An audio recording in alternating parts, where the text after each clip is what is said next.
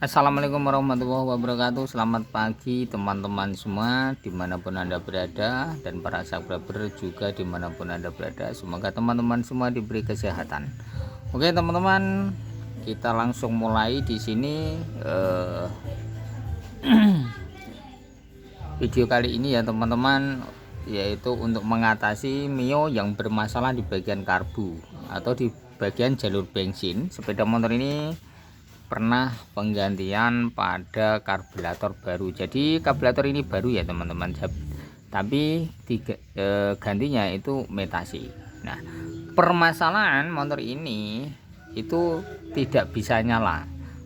Sudah kita ganti busi ya, tetap motor tidak bisa nyala. Nah, kalau kita lihat di bagian pucuk busi, motor ini sangat kering sekali ya, sangat irit. Nah, apabila teman-teman mengalami kondisi sepeda motornya mengalami kondisi boros BBM tidak teratasi, itu bisa diganti karburator yang baru ya teman-teman.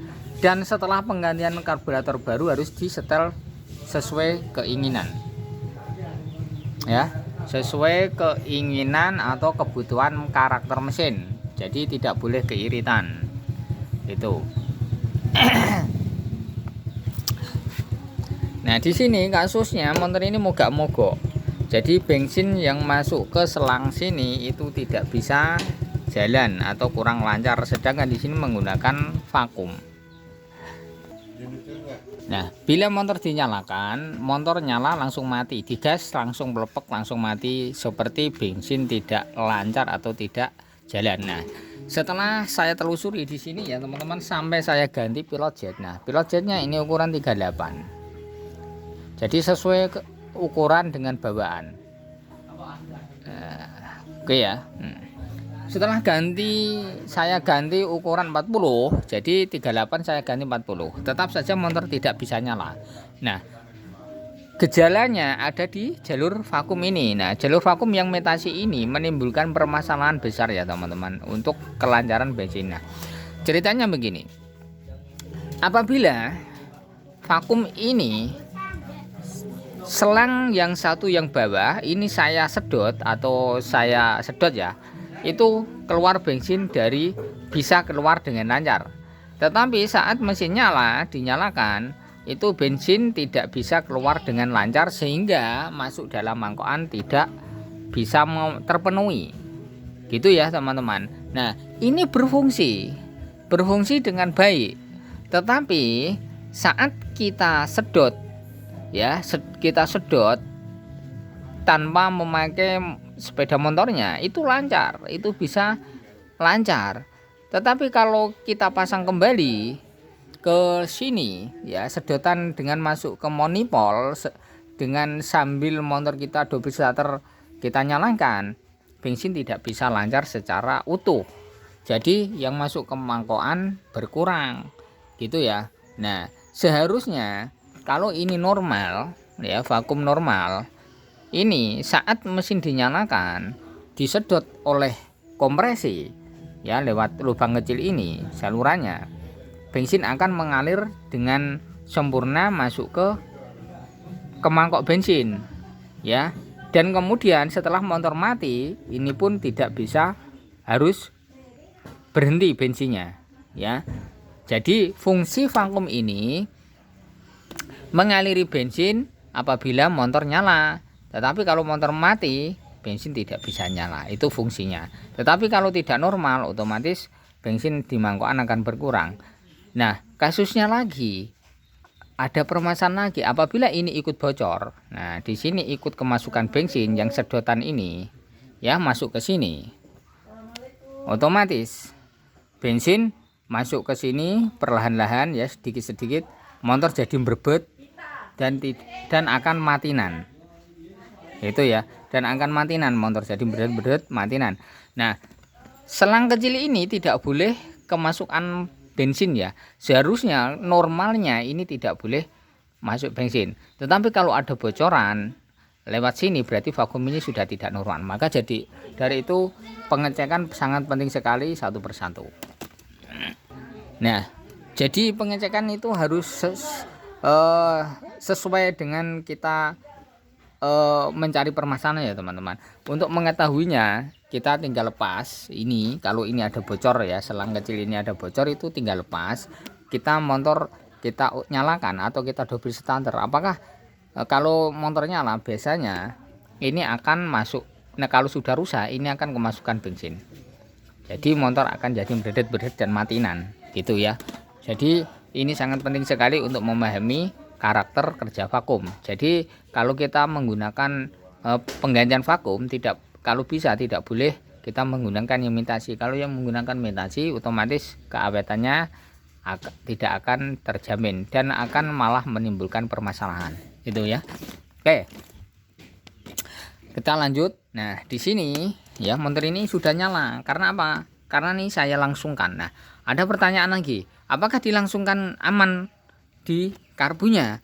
Nah, kalau kita langsungkan, otomatis bensin akan lancar terus. Jadi, kalau karburatornya ini masih bagus, masih oke, tidak ada permasalahan, ya, sudah tidak loss, maka akan aman-aman saja ya. Bensin tidak akan menjadi pembeludakan atau kebocoran ya kalau karbunya sudah masih bagus, masih aman. Itu ya. Jadi permasalahan ini saya langsungkan daripada kita ganti imitasi lagi nanti bermasalah. Oke, di sini ya teman-teman motor sudah nyala, kita cek.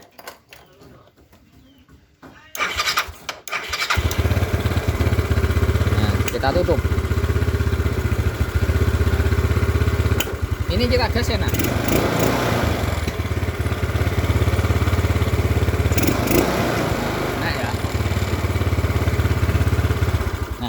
Setelah nyala dengan bagus, ini nanti kita tutup, kita matikan ya nanti ini. Nah setelah nyala sudah normal, kita kembalikan pilot jetnya menggunakan ukuran 38 agar motor ini masih tetap utuh keiritannya. Oke, kita langsung kita bongkar. Nah, oke, kita bongkar ya kembali, kita kita kembalikan dengan yang aslinya ya, pilot jetnya. Oke, ini sudah kita lepas. Kemudian di sini sampai saya setel ya. Di sini pelapungnya sampai saya setel sampai ke bawah. Nah, di sini saya akan kurangin kembali. Caranya bagaimana? Caranya untuk mengurangi setelan pelapung ini tidak terlalu ke bawah, tidak terlalu kebanyakan bensin. Nah, di sini ini tinggal dorong ke bawah. Ini kita tinggal dorong ya. Seperti ini.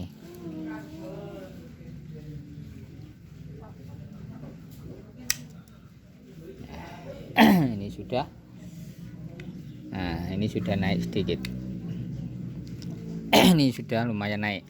Karena ini tadi saya congkel ke atas, jadi ini terlalu ke bawah.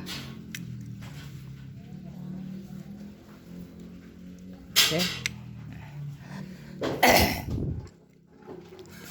Dan kita lepas kembali pilot jetnya.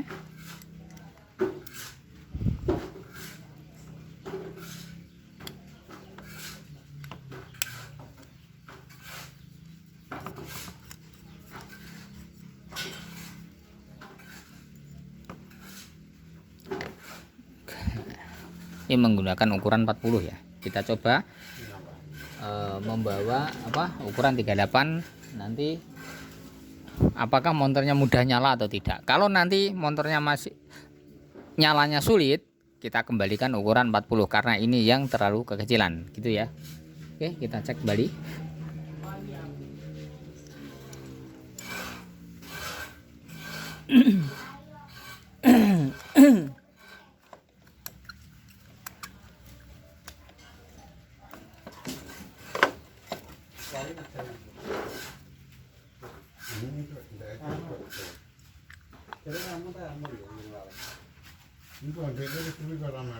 Oke, setelah terpasang kita kembalikan lagi.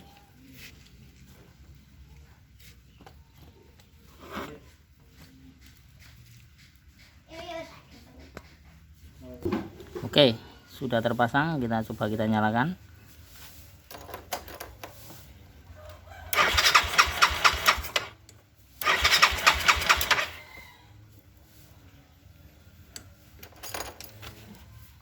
Oke, kita cek nyalanya.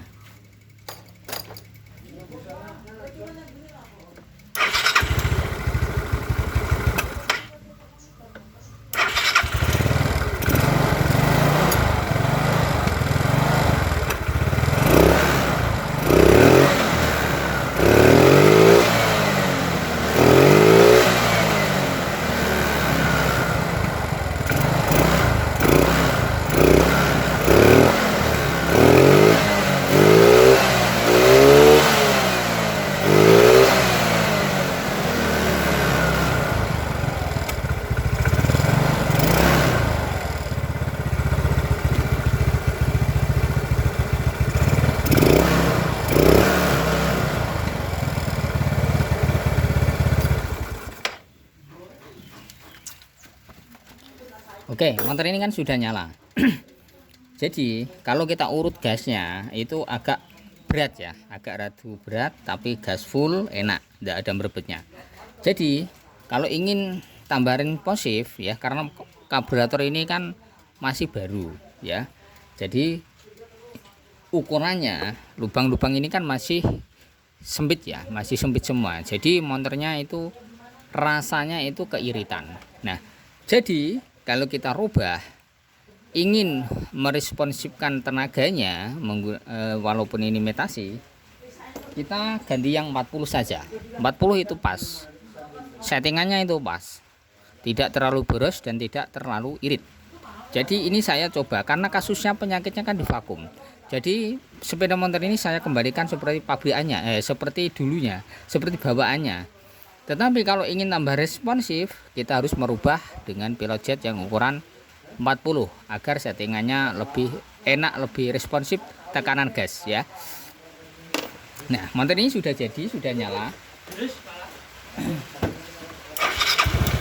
Oke.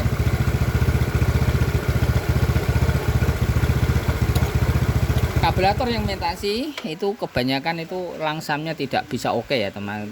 Itu dimaklumi saja karena metasi ya. Jadi keunggulannya metasi itu ada kalanya juga dapat yang bagus, ada juga dapat yang kurang bagus, itu sudah wajar. Jadi kalau ingin meresponsifkan karena karburator baru seperti bawaannya, karena kalau bawaannya itu kan settingannya kan cara lubang-lubang semua itu kan sudah diukur semua ya. Jadi berbeda dengan metasi, ini lubangnya masih sempit-sempit semua, jadi kurang responsif. Oke, ini sudah selesai. Kita tinggal cek nanti apakah tanpa menggunakan vakum kita loskan bensinnya, apakah mengalami kebledakan, kebocoran atau tidak. Kita cek, kita tunggu sampai beberapa jam ya. Nah, apakah nanti bermasalah atau tidak. Kalau bermasalah nanti terpaksa kita belikan vakum. Oke, terima kasih ya. Cara untuk mengatasi motor delay karburator baru atau setelah pemasangan karburator baru kok motor jadi susah nyalanya susah, gasnya kurang responsif ya. Kita tinggal cek dulu terutama di bagian pelapung. Jadi pelapungnya kita setel, kita sesuaikan untuk aliran bahan bakar yang masuk ke mangkokan, itu sangat penting sekali. Dan kemudian setelan baut angin-anginnya, kalau di Yamaha itu harus, kalau karburator baru harus antara 2,5 atau 2 putaran ya, tidak boleh banyak. Kalau terlalu banyak nanti motor jadi susah nyalanya dan matinan, seperti telat bensin. Nah, kemudian setelah diukur di mangkokan masih oke ya, di mangkokan bensin sudah kita setel, kita paskan, sudah bagus, motor tetap susah nyalanya, cek di bagian jalur vakum bensin. Jalur vakum bensin yang mengalir ke mangkokan, kelancarannya ya, kelancarannya lancar atau tidak. Nah, itu harus sangat penting sekali. Jangan asal kita bingung, wah nanti bagaimana kok gini ya. Kita cek satu persatu. Apakah bensin masuk ke sini lewat vakum? Kalau bocor lewat vakum sedikit demi sedikit masuk ke sini, otomatis motor susah nyala, berbet itu ya. Nah, kalau sudah disetel semua, ternyata bagus, motor dikasih mati, cek di bagian pilot jet dan main jet. Ukurannya kita sesuaikan dengan bawaan bekasnya ya, kita ukur bawaan bekasnya, kita sesuaikan, caranya gitu. Oke ya, ini video ini saya buat bagi teman-teman semua si pengendara Yamaha Mio. Semoga video ini ada hikmahnya, dan apabila teman-teman semua saat penggantian karburator baru tidak pusing-pusing untuk penyetelannya ya, karena karburator baru kalau metasi itu belum tentu pas settingan atau setelan pada pelapung, harus kita setel sendiri. Oke, terima kasih, jangan lupa untuk di subscribe, like, di komen. Terima kasih, salam dari channel otomotif. Saya akhiri dulu, assalamualaikum warahmatullahi wabarakatuh.